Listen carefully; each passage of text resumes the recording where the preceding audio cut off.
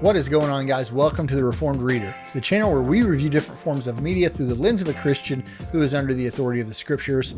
My name is Josh, and today we're going to be doing a book review of These Silent Woods by Kimmy Cunningham Grant. Now, before we go any further, I just want to give a special shout out to my friend Jordan over at First Line Library. He sent me this copy and it was just like, hey, I really think that you'll love this book. And I just put it off. I had it sitting on my shelf for quite a while, and I was looking forward to getting to it, but I kind of wanted to wait until the seasons changed a little bit, because I kind of wanted to have that fall, if not winter read. And I didn't really know anything about it, and that I kind of wanted to go into it blind like that. So thank you to Jordan. Man, I appreciate it so much. And without any further ado, let's go over what is this book about. For 8 years, Cooper and his young daughter Finch have lived in isolation in a remote cabin in the northern Appalachian woods. And that's exactly the way Cooper wants it, because he's got a lot to hide. Finch has been raised on the books filling the cabin's shelves and the beautiful but brutal code of life in the wilderness. But she's starting to push back against the sheltered life Cooper has created for her, and he's still haunted by the painful truth of what it took to get them there. The only people who know they exist are a mysterious local hermit and Cooper's old friend Jake, who visits each winter to bring them supplies. But this year, Jake doesn't show up, revealing just how precarious their situation really is. And when a stranger wanders into their woods, Finch's growing obsession with her could put them all in danger. After a shocking disappearance threatens to upend the only life Finch has ever known, Cooper must decide whether to keep hiding or finally face the sins of his past.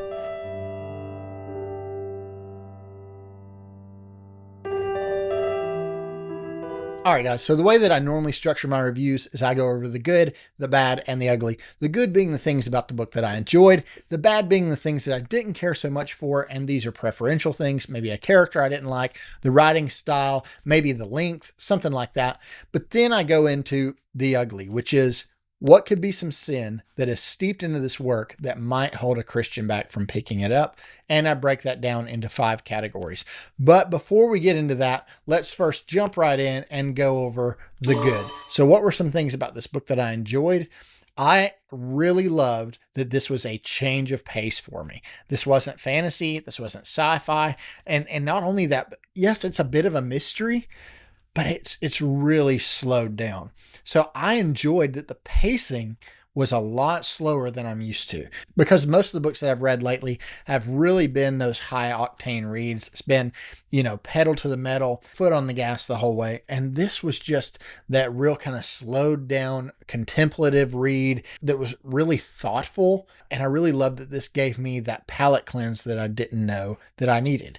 So because this was not a fantasy or a sci-fi, and it was a little outside of my wheelhouse, or my typical type of read, it made me really enjoy it that much more. Now, I'm not saying, oh, well, just because it's outside of my wheelhouse, I liked it. No, I thoroughly enjoyed this book. This is a fantastic novel. I already mentioned the pacing. The pacing is great. It's slow. I'm not saying that it drags, but the pacing is deliberately slow.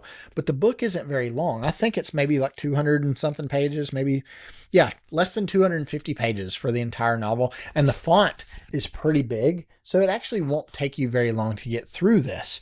So like I said, the pacing is just, for me, it was spot on. But the characters, man, the characters in this story, they're going to stay with me. Cooper in particular, he's definitely a guy that I can empathize with. So for those of you that maybe you skipped the section of what is this book about, this is really like a father-daughter story. And for those of us who are fortunate enough to have a little girl, this will really, really pull at your heartstrings. This will really make you question, like, what am I willing to go through? Or what am I willing to put my family through in order to keep us together? So yeah, this really will get you to ask some of those probing questions. And I'd like to say that Cooper and I are kind of on the same page as far as that goes, for those of you that have read it. So the characters are just fantastic. And we have such a small cast. I think you deal with maybe like 4 characters total. I'm not saying there's not other characters in the book, but our primary focus are these like 4 characters, which is Cooper, Finch, Scotland, and then Marie. And then occasionally you have Jake mentioned, and then you have a few other side characters that are just sort of like, I'm not saying they're thrown in there like offhand or that they're an afterthought. It's not that, but they're not our primary focus. Our primary focus really is between Cooper and Finch. Marie is in the picture quite a bit, and then Scotland keeps reappearing. So the characters are just great. And because we had a smaller cast, we were able to really hone in on those characters and really get to spend some time with them and get to know them. It was just very, very thoughtful in that sense. So the characters are great. The pacing is great. The setting is a setting that I'm not unfamiliar with. I actually lived in the Appalachian Mountains for a couple of years. And so the setting not only was described perfectly, but it definitely, like, I was able to be sort of transported into the setting, not just because I had experienced it, but because it was written so well. So I think that anybody that has not been there, especially at this time of year, you'll also get that sort of transported feel. But for me, I could smell the trees. You could smell the snow, the fresh snow that is falling. You could almost feel how dry the air is, when it's so cold. You could sense the beginnings of frostbite on your toes and your nose. I mean, it's those kinds of things that really, really stuck out to me. So the setting is great, character's great, the pacing is great, but the plot is intriguing. Like I said, it's intriguing and thoughtful. So there are some bigger questions that not only do our characters ask, but that you sort of secondarily ask yourself because of these situations. I found myself several times getting to the end of a chapter and just going, like what would I do in that situation? How would I have responded to that? And then maybe see like where Cooper and I would agree or disagree, and then maybe why. And so, yeah, that's fantastic. But let me tell you, one of my favorite parts about this book is that I'm almost certain that Miss Cunningham Grant is a believer. So there is scripture that is sort of sprinkled all through this book, and it's not taken out of context, and it's not just thrown in there as like a one-off. But this book, when you get to the end of it, is a book of mercy and grace and courage and love. That's what this book really is. It's a book centralized around mercy and grace, and it really comes full circle. I just absolutely loved the message of the book. It was just a fantastic read. I absolutely loved it. So this leads me into the bad. So what were some things about this book that I didn't care so much for? And genuinely, I can't really think of anything. At first, Scotland kind of got on my nerves. For those of you that have read the book, maybe you know what I'm talking about. I'm like, okay, where's this guy coming from? Is this guy a figment of Cooper's imagination? Is he having to deal with some PTSD stuff or what? And then you realize that you are getting Cooper's perspective of Scotland. And then throughout the book, I'm like, oh man, Scotland might be my favorite character in the book. So as far as like preferentially, what were some things that I wasn't crazy about? I genuinely can't think of anything. There's just so much here to like. So, I mean, as boring as it may sound, for the bad, I've got nothing for you. So this leads me into the ugly, which is what could be some sin that is steeped into this work that might hold a Christian back from picking it up. And I break this down into 5 categories, and I rate those categories on a scale of 1 to 10, starting with violence and brutality. For violence and brutality, I'm going to give this a 3. Yeah, it's not really violent. It's not really brutal. I'd say probably the most brutal thing about this story is the setting and our characters having to deal with the brutal environment around them of these brutal winters. But really, there's nothing brutal. There's not really a lot of violence in here, but because it is a lot more of that contemplative read. There's a couple of scenes where Cooper talks about being a veteran and some things that he saw when he was overseas. And there's an event that takes place that is sort of that underlying thread of the entire story. Because you'll be reading this and you'll be like, okay, I don't really understand. Like I understand we're reading about these characters, but I don't really see where the story is. I don't see like where's the plot. And then you start to see it really tie in sort of in the background. And so that event is a little more violent. and I guess you could label it as mildly brutal, but I would say this is less violent and less brutal than like an episode of Monk. Like way less violent. So yeah, for violence and brutality, I would put this at like PG. I wouldn't say it's G by any means, but it's not PG-13 either, because really the most brutal thing is having to see Cooper and Finch navigate their environment. So this leads me into category 2, which is sexually explicit content.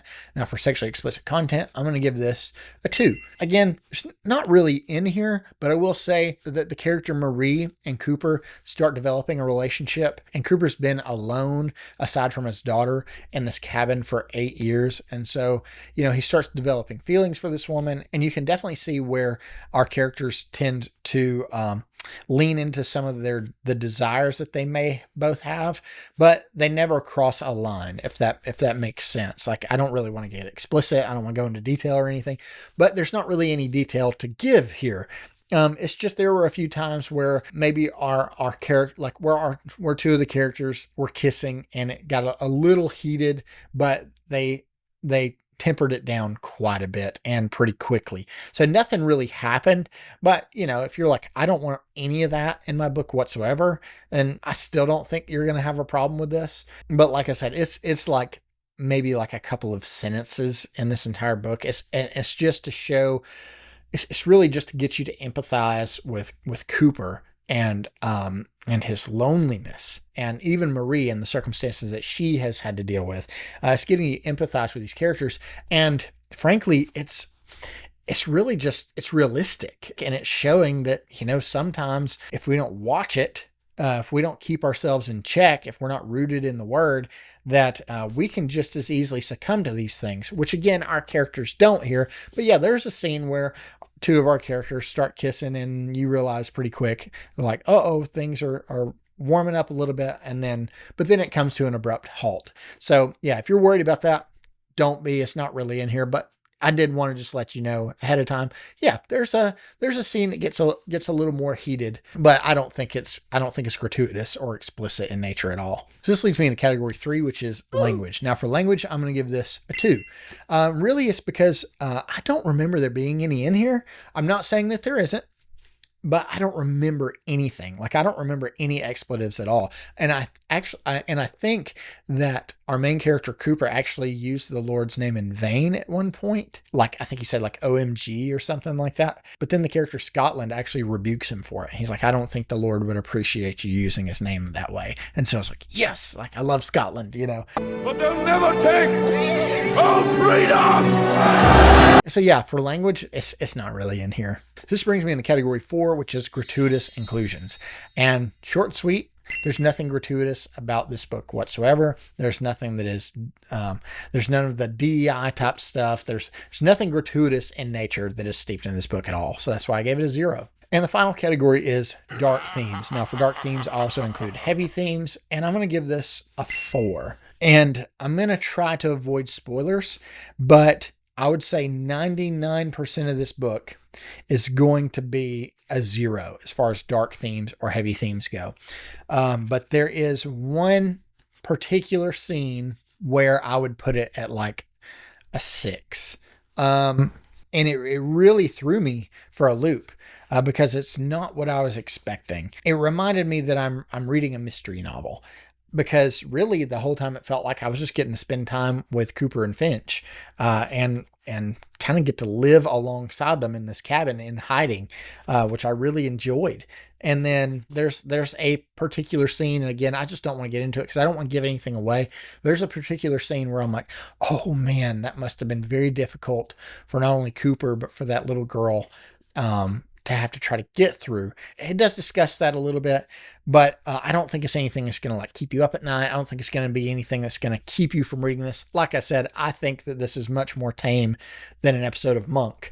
And so for dark themes or heavy themes, yeah, it's not really in here, but there is one scene where I'm like, I think some people may be like, oh man, it turned up the heat just a little bit as far as that goes. But like I said, we don't stay there very long. So this leads me to the final question, which is, would I recommend this to a Christian? And the answer is absolutely I would. I actually think that any dad should read this book. I think that this is very much a father-daughter relationship type book. But I think any parent will read this, and there will be some difficult parts in here for us to try to digest. I think there's going to be some ocular sweating at times. Yeah, but for dads in particular, man, this is an excellent book. And also, because it's so short and the chapters are short, I think this would be an excellent Christmas gift for somebody, because this would be an excellent book to sit down and read over the Christmas break. Like maybe you have a few days off from work, and maybe it's a couple days after Christmas, and you're like, the kids are playing with their toys or their games or whatever, and I've got some free time, and maybe it's too cold to go outside, and I'm just going to sit here and prop my feet up and read this book. I think you could probably read this in a sitting or two. And man, it's just such a good book. So not only would I recommend this to a Christian, but I already have to several friends of mine, including my pastor's wife, Miss Allison, if you're watching, hello, because I'm actually going to get her this copy because I really think that she'll like this. So yeah, would I recommend it to a Christian? I absolutely would, and really without reservation. This is one of those books that I think anybody can enjoy. So overall, guys, I absolutely love These Silent Woods by Kimmy Cunningham Grant. And again, I just want to say thank you to Jordan over at the First Line Library for sending me this.